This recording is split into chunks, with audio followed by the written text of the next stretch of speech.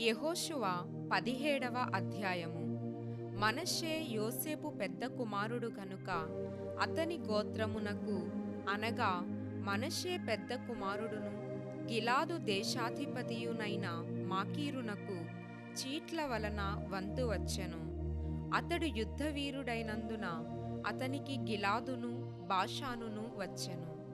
మనష్షీయులలో మిగిలిన వారికి అనగా అబీయెజెరీయులకును హెలకీయులకును అస్రీయేలీయులకును షెకెమీయులకును హెపెరీయులకును షెమీదీయులకును వారి వారి వంశముల చొప్పున వంతు వచ్చెను. వారి వంశములను బట్టి యోసేపు కుమారుడైన మనష్షే యొక్క మగ సంతానమది. మనష్షే ముని మనుమడును, మాకీరు ఇను మనుమడును, గిలాదు మనుమడును, హెపెరు కుమారుడునైన సెలోపెహాదుకు కుమార్తెలే గాని కుమారులు పుట్టలేదు.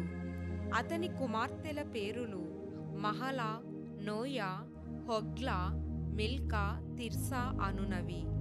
వారు యాజకుడైన ఎలియాజరు ఎదుటికిని, నూను కుమారుడైన యెహోషువ ఎదుటికిని, ప్రధానుల ఎదుటికిని వచ్చి, మా సహోదరుల మధ్య మాకు స్వాస్థ్యమియ్యవలెనని యెహోవా మోషేకు ఆజ్ఞాపించెనని మనవి చేయగా, యెహోవా సెలవిచ్చినట్టు వారి తండ్రి యొక్క సహోదరుల మధ్య వారికి స్వాస్థ్యములిచ్చెను.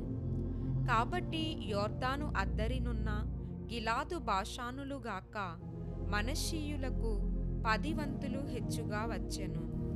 ఏలయనగా మనష్షీయుల స్త్రీ సంతానమును వారి పురుష సంతానమును స్వాస్థ్యములు పొందెను.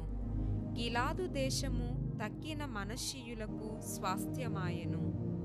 మనష్షీయుల సరిహద్దు ఆషేరు నుండి షెకెమునకు తూర్పుగానున్న మిక్మెతా వరకును, దక్షిణమున ఎన్తప్పూయా నివాసుల వైపునకు వ్యాపించెను.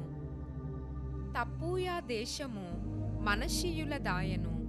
అయితే మనష్షీయుల సరిహద్దులోని తప్పూయా ఎఫ్రాయిమీయుల దాయెను. ఆ సరిహద్దు కానా ఏటి దక్షిణ దిక్కున ఆ ఏటి వరకు వ్యాపించెను.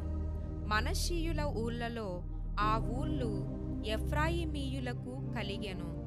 అయితే మనష్షీయుల సరిహద్దు ఆ ఏటికి ఉత్తరముగా సముద్రము వరకు వ్యాపించెను. దక్షిణ భూమి ఎఫ్రాయిమీయులకును, ఉత్తర భూమి మనష్షీయులకును కలిగెను. సముద్రము వారి సరిహద్దు. ఉత్తర దిక్కున అది ఆషేరీయుల సరిహద్దుకును, తూర్పు దిక్కున ఇశ్శాఖారీయుల సరిహద్దుకును నడిచెను.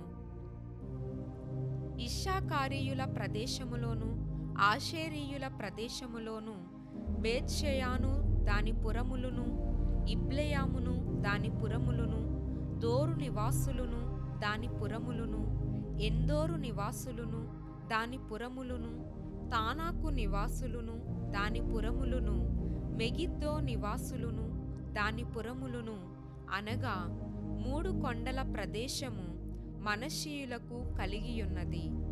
కనానీయులు ఆ దేశములో నివసింపవలెనని గట్టి పట్టు పట్టియుండిరి గనుక మనష్షీయులు ఆ పురములను స్వాధీనపరుచుకొనలేకపోయిరి.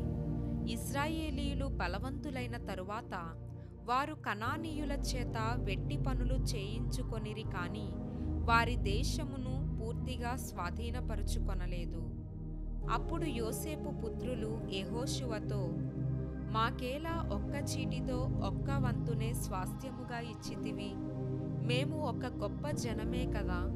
ఇది వరకు యెహోవా మమ్మును దీవించెనని మనవి చేయగా, యెహోషువ, మీరు గొప్ప జనము గనుక ఎఫ్రాయిమీయుల యొక్క మన్యము మీకు ఇరుకుగానున్న ఎడల మీరు అడవికి పోయి అక్కడ పెరిజ్జీయుల దేశములోను రెఫాయీయుల దేశములోను మీకు మీరే చెట్లు నరకుకొనుడని వారితో చెప్పెను.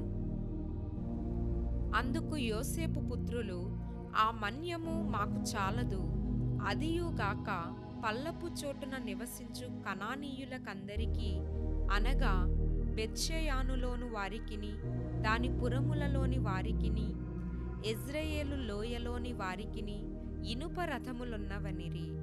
అప్పుడు యెహోషువ యోసేపు పుత్రులైన ఎఫ్రాయిమీయులను మనష్షీయులను చూచి, మీరు ఒక విస్తార జనము, మీకు అధిక బలము గలదు.